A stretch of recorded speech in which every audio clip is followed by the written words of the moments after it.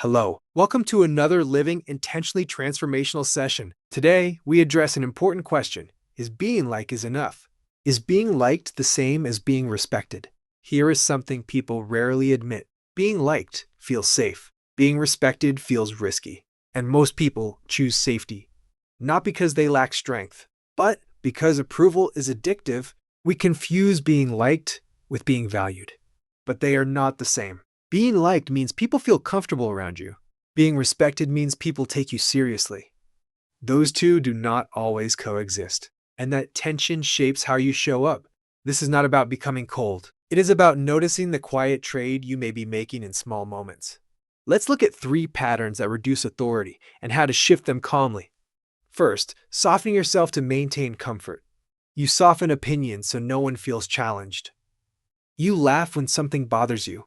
You apologize before you speak. At work, before you even present your idea, this may sound like this might be wrong, but in life, it may look like dismissing a comment that crossed the line because you don't want to shift the mood.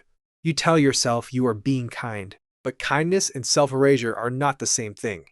Try this today. Remove the pre-apology. State your point clearly, then stop talking. Let the room adjust. You will notice that you remain steady. Second, choosing harmony over clarity. Approval feels warm, but warmth does not create gravity. Gravity comes from stability. When you prioritize being liked, you avoid friction. You adjust your tone depending on who is present. You shape your message to remain agreeable. At work, you may agree in meetings to stay aligned, even when you see a better direction. You are appreciated, but not always promoted. In relationships, the overly accommodating person often loses leverage because they rarely draw a line. Here is the uncomfortable truth.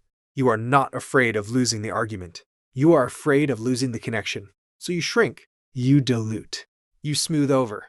Try this today. Express one mild disagreement calmly. I see it differently. No explanation spiral. No defensive tone. Just clarity. The goal is not dominance. It is stability under tension. Third, negotiating your standards for approval. When you trade authenticity for approval, you lower your position subtly. And subtle shifts compound. Respect comes from consistency, from boundaries, from emotional regulation under pressure, from saying something unpopular and remaining composed. Being liked requires adaptation. Being respected requires self-trust. Self-trust is visible, even when you do not announce it. At work, this might mean protecting a block of focus time instead of staying constantly available. In personal life, it might mean declining something without constructing a long explanation. Try this today. Protect one boundary you already set. No over-explaining, no apology. Simply follow through. It may feel uncomfortable. That discomfort is not danger. It is alignment. Let's pause for a brief reset. Sit upright. Relax your shoulders. Inhale through your nose for 4 counts. Hold for 2. Exhale slowly for 6. Repeat once more. As you exhale, release the need to manage how you are perceived. Let your posture remain grounded. Respect begins in the body before it appears in your words.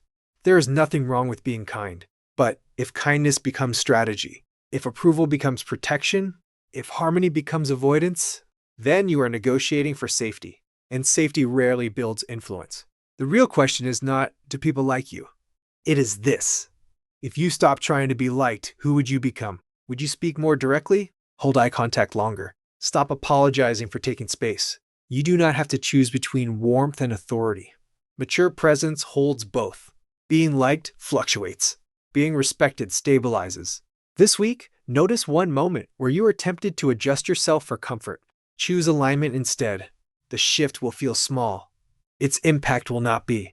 If this reflection resonated, you may want to save this session and return to it later. I would also be interested to hear, where do you notice yourself choosing safety over self-trust?